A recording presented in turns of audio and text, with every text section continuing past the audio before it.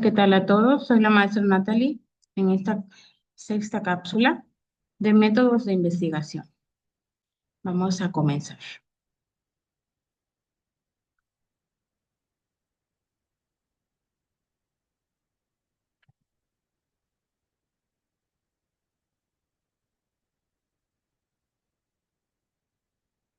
La unidad 2, fuentes de información. En la clasificación de las fuentes de información son aquella información que es el recurso fundamental en la sociedad contemporánea, en la ciencia, en la educación, los negocios y prácticamente en cualquier actividad humana.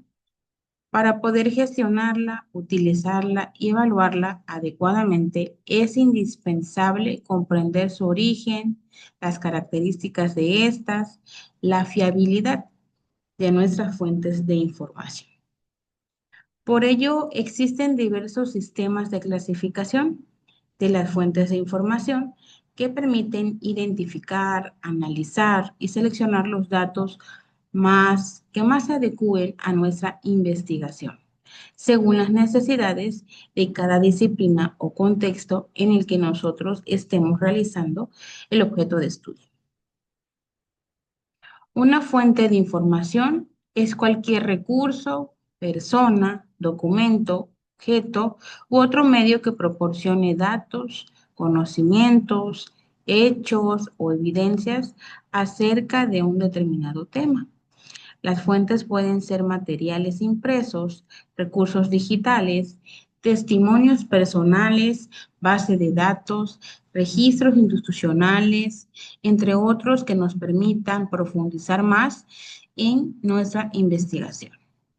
La clasificación de las fuentes de información facilitan la identificación de su uso, de la utilidad que le vamos a dar, de la confiabilidad y de la pertinencia y la organización del conocimiento para la consulta y el análisis en el sistema que vayamos integrando nuestra investigación. ¿Sí?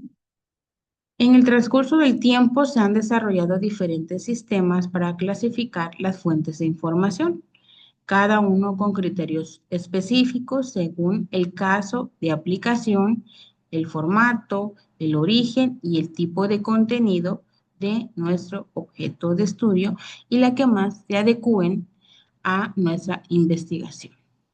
¿Sí? Aquí les presento los más destacados y los que se pueden emplear en el ámbito académico y profesional. Las referencias bibliográficas se pueden clasificar según su formato, según su origen y según la función o la profundidad en la que vamos a emplear nuestra investigación educativa.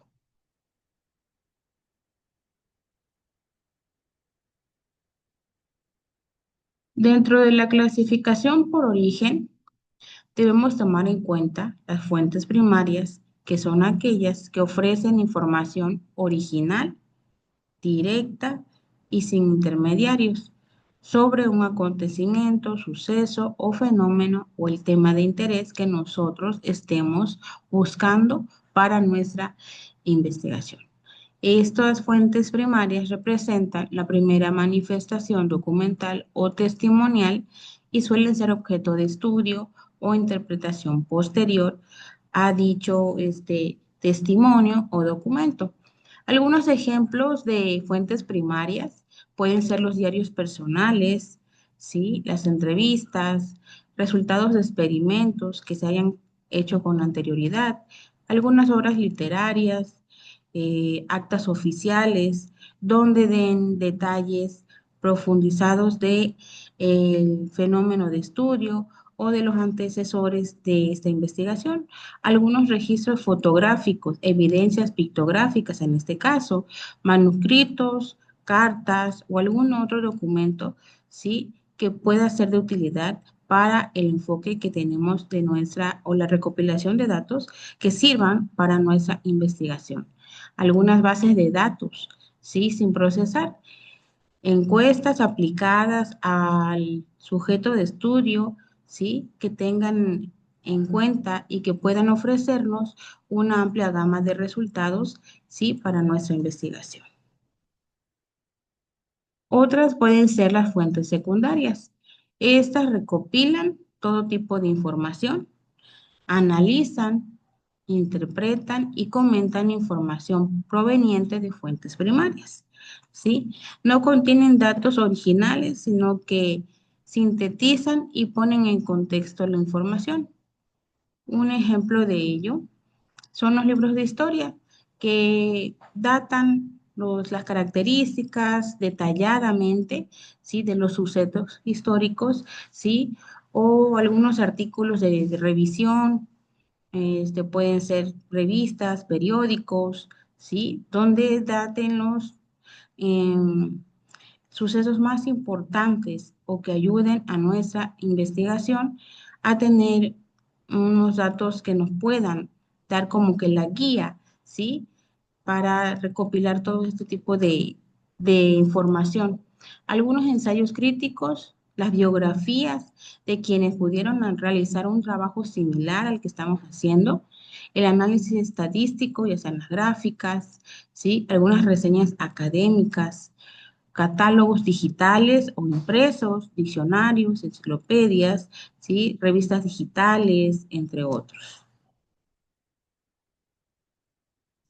Existe también unas fuentes terciarias, que son aquellas que agrupan y organizan información proveniente de fuentes secundarias y primarias, es decir, que consultan ambas fuentes, ¿no?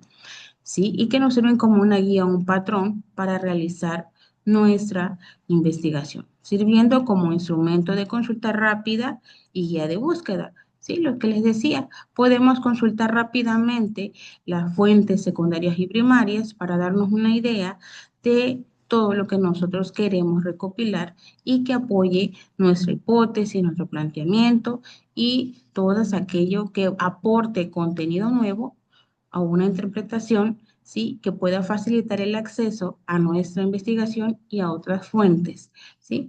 Algunos ejemplos de fuentes terciarias son los índices bibliográficos, las bases de datos temáticas, por tema, por contenido, ¿sí? Por materia, por disciplina, bibliografías anotadas, ¿sí? Directorios, ¿sí? Donde nos puedan dar datos importantes, ¿sí? De aquellos, este, guías u otros datos de un contenido. También pueden ser los buscadores en línea o hacer el uso adecuado de la tecnología. Repertorios y guías académicas, ¿sí? Consultar todo lo que nos pueda proveer de una información correcta y más rápida para que consultemos nuestras fuentes de información. Dentro de estas fuentes de información hay una clasificación por su naturaleza o formato, ¿sí? Como cuáles, como las fuentes escritas, que incluyen los libros, las revistas, los periódicos, como bien decía. En algunas bibliotecas podemos encontrar si es un hecho histórico, si se basa en una disciplina de historia o de las ciencias sociales y humanidades, podemos encontrar estos sucesos. Documentos oficiales, ¿sí?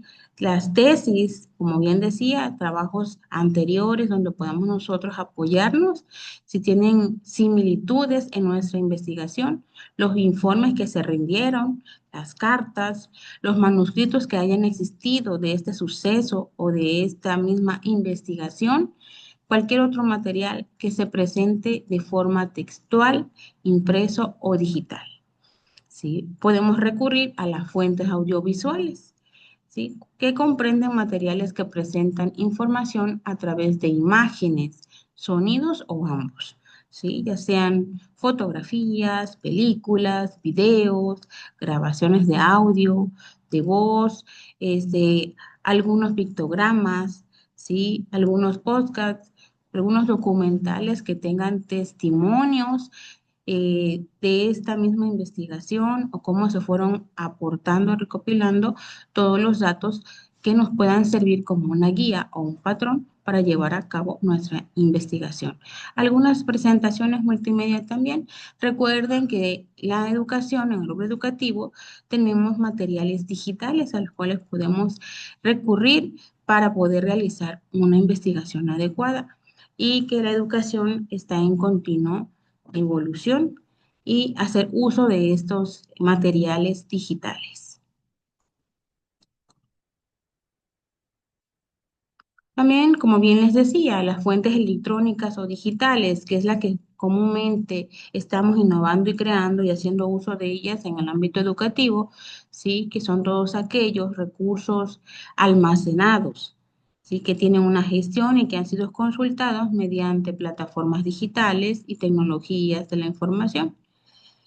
Esos incluyen sitios web, base de datos electrónicas, por ejemplo, una base de datos de Excel, periódicos en línea, ¿sí? Que físicamente ya no estén, pero que ahorita está con la base de datos de las plataformas educativas, están en redes y podemos hacer uso de ellos. Algunos blogs, donde se comente el mismo tema de interés con otro enfoque, pero que nos sirva a nosotros como un antecesor y como una guía. Las redes sociales, algunos libros electrónicos que pues ya tenemos acceso a ellos de manera fácil y rápida y algunos archivos digitales. También podemos recurrir a las fuentes orales. Esas son las información obtenida a través de la palabra hablada, de la narrativa, de la descripción de aquellas personas involucradas en alguna investigación o un trabajo similar al que estamos realizando. Podemos hacerlo a través de entrevistas, ¿sí? De algunas conferencias, de algunos relatos, testimonios, escuchar discusiones o hacer mesas redondas, seminarios, consultar debates, ¿sí? Que nos sirvan para registrar los datos más importantes y así transcribir posteriormente nuestras opiniones acerca de lo que nosotros estamos escuchando, ¿sí? Con las personas que nos relatan estas fuentes, ¿sí? Y que nos sirva de ayuda para nutrir, ¿sí? Nuestra información y así llevar a cabo la investigación. Y las fuentes físicas y materiales, que son aquellos objetos o artefactos, ¿sí? Monumentos, restos arqueológicos, dependiendo del enfoque que nosotros le demos a nuestra investigación o que hayamos delimitado, ¿sí? O el área donde nosotros vayamos a tener la intervención o la investigación educativa. Algunas obras de arte también pueden ser utilizadas para enriquecer nuestro trabajo, algunos instrumentos científicos y cualquier elemento tangible, ¿sí? Que proporcione información sobre su época, la función y contexto, que permita también tener como que la recopilación de ciertos datos fiables y físicos, ¿sí? Materiales que enriquezcan nuestra investigación. ¿Sí?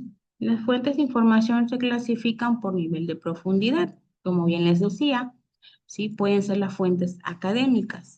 Son todas aquellas que han sido sometidas a procesos de revisión y validación por especialistas, por todos aquellos participantes o agentes de cambio que han tenido contacto con el enfoque de nuestra investigación o con el objeto de estudio, como los artículos también publicados en revistas científicas, tesis universitarias, libros especializados, ponencias en congresos, todo aquello que nos sirva como una fuente enriquecedora y nutritiva para nuestra investigación. Estas fuentes, sí, son consideradas las más confiables para una investigación y el análisis crítico de este mismo trabajo. Las fuentes no académicas, ¿sí? Incluyen aquellos materiales informativos que no pasan por una revisión científica, ¿sí? Como una prensa general, los blogs, porque tienen una opinión personal, los sitios divulgativos, algunas publicaciones institucionales, ¿sí? Donde todo el mundo comente acerca del mismo trabajo, de las características, que profundicen, pero de una manera personal, ¿sí? Aunque estas pueden ser útiles como para tener una idea, ¿no? ¿Sí? para conocer el contexto o el sentir de la sociedad, de la comunidad escolar en la que se presente nuestra investigación, pero no se consideran suficientes como para sustentar o fundamentar una investigación formal en este caso. ¿Sí? También con respecto a la clasificación por propósito de nuestras fuentes de información o función que tengan, ¿sí? Las fuentes de información a las que vayamos a recurrir en nuestra investigación pueden ser informativas. Son aquellas que buscan informar y comunicar los hechos tal cual sucedieron o recopilar los datos o conocimientos más importantes, ¿sí? Para nuestra investigación. El ejemplo de ello son los manuales, las enciclopedias, ¿sí? Los informes técnicos, que aquellos que nos den información veraz y confiable que sirva para nuestro trabajo. Algunas fuentes de referencia, que son aquellas que sirven para consultas puntuales, con datos más detallados, más característicos, definiciones, conceptos, datos específicos, concretos, ¿sí? O aclaraciones. Un ejemplo de ellos son los diccionarios, los glosarios, almanaques u otros donde se detalle un significado simbólico de lo que queremos buscar. Las fuentes analíticas, como su nombre lo indica, proporcionan análisis, interpretación, ¿sí? Una reflexión y una evaluación de los fenómenos o hechos, ¿sí? Algunos ejemplos de ello que podemos recurrir cuando nosotros realicemos una investigación son los artículos de opinión que nos den la idea, ¿sí? De la opinión que tiene el público acerca del tema de interés, los ensayos que se hayan hecho con anterioridad sobre este mismo tema y algunas investigaciones científicas realizadas, ¿sí? O algunas críticas literarias que se tengan en relación con el trabajo que estemos realizando. Y las fuentes persuasivas, quienes tienen como objetivo convencer, persuadir, como lo dice su nombre, influir o modificar la opinión del público. ¿Sí? Algunos de ellos pueden ser los discursos, las columnas editoriales, ¿no? Comúnmente se conocen, o la propaganda, ¿sí? O campañas publicitarias que se tenga acerca de, en este caso, de la calidad educativa en las aulas o de la investigación que se vaya a realizar con el tema que nosotros hayamos seleccionado en un principio. Algunos desafíos en cuanto a las fuentes de información y su clasificación que nos vamos a encontrar en el camino, en el trayecto de la búsqueda de información, aunque estos también facilitan la organización y el análisis de esta información que nos ayude a tener una idea más clara de nuestro trabajo, ¿sí? ¿Qué desafíos nos vamos a encontrar? La frontera entre una fuente primaria y una secundaria puede ser algo confusa, que tenga diferencias y al mismo tiempo tenga similitudes, cuando los datos se reinterpretan en distintos conceptos, ¿sí? Quiere decir que se aplican a las mismas fuentes de información, a una misma disciplina, pero que estén reinterpretados de una manera diferente. La proliferación de recursos digitales, es decir, que existan muchos recursos digitales que exigen criterios más rigurosos, que lleven un patrón y que puedan filtrar una información confiable. La interdisciplinariedad en educación obliga a consultar fuentes de diferentes campos y adaptarlos a nuestra investigación por su clasificación, como bien les comenté. Las fuentes vivenciales y comunitarias que acontecen todo el contexto natural de nuestra investigación. Estas pueden ser un poco difíciles de documentar, pero pues son una clave importante para tener esas ideas, esas guías que nos lleven a realizar un enfoque cualitativo en nuestra investigación, si es así lo que tenemos seleccionado. ¿Sí?